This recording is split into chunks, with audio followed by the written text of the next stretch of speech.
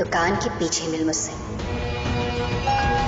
अरे यहाँ कहाँ जा रही है? हमें यहाँ जाना है ना। मम्मी जी का मैसेज आया बेबे, उन्होंने दुकान के पीछे मिलने के लिए बुलाया है। आई थिंक वो सीरियस मैटर है। नीति, बेबे और गुरविंदर मिलकर प्लानिंग कर रहे हैं परी को मारने के लिए। भाई कितनी बार इन लोगों ने मिलकर प्लानिंग की है परी को, लेकिन अभी तक उसकी मौत नहीं हो पाई, उसको मार नहीं पाया, उसको राजीव से अलग भी नहीं कर पाए हैं। लेकिन इस बार तो भाई नीति ने सोच लिया है कि अब मैं कोई रिस्क नहीं लेने वाली हूँ। अंजू, मैनू ना थोड़ी भूख लग रही है, मैं जरा दुकान से कुछ लेके आती हूँ। तब तक तो देख हाँ क्या हुआ है गाड़ी में। मम्मी जी क्या हुआ? पता है मैनू ना बहुत बड़ी मुसीबत आती दिख रही है। ओ मम्मी जी इतनी सी बात। यहाँ पर परी को मार के ही रहूंगी, क्योंकि परी को उसका सारा सच पता लग गया है। और भाई परी को सब पता लग गया है कि किस तरीके से उसने उसके बच्चे को मारा था, उसको मारने की कितनी बार कोशिश की है। यहाँ पर राजीव मुसीबत आएगी तो उसे फेस कर लेंगे। पुत्र तो सिर्फ बातें मत कर। मैनू संजू से शादी करनी है कि नहीं करनी, ये सिर्फ बातें करती रहेगी।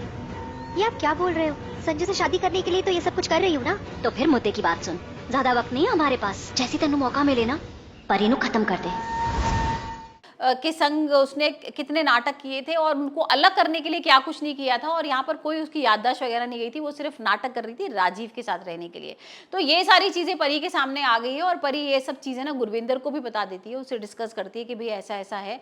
और यहाँ पर जो नीति है ना वही सबसे बड़ी दुश्मन है मेरी, और उसने आपको मारने की भी कोशिश करती।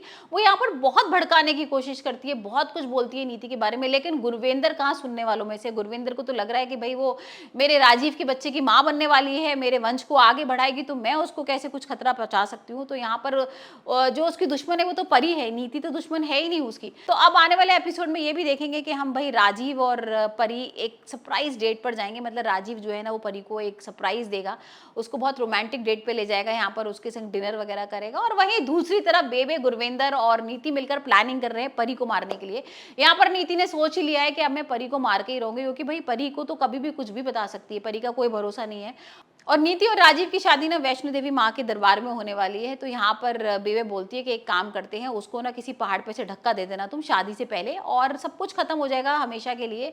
और यहाँ पर जो राज है ना वो भी दफन हो जाएगा परी के अंदर ही, क्योंकि परी किसी को बता ही नहीं पाएगी जब मर जाएगी। तो अब देखते हैं आने वाले एपिसोड में क्या परी राजीव को सारा सच बता देगी कि उसके बच्चे को नीति नहीं मारा था, जो सफेद साड़ी में लड़की थी वो नीति थी, कोई और नहीं थी। या फिर उससे पहले नीति, गुरविंदर और बेबे ना उसको मिलकर मार देंगे, उसको पहाड़ों पे से धक्का दे देंगे। ये तो आने वाले एपिसोड में ही देखेंगे। लेकिन आप मुझे बताइए आप कितने एक्साइटेड हैं परी नीति के लिए, और आपको क्या लगता है कि नीति वाकई में इस बार मार पाएगी परी को?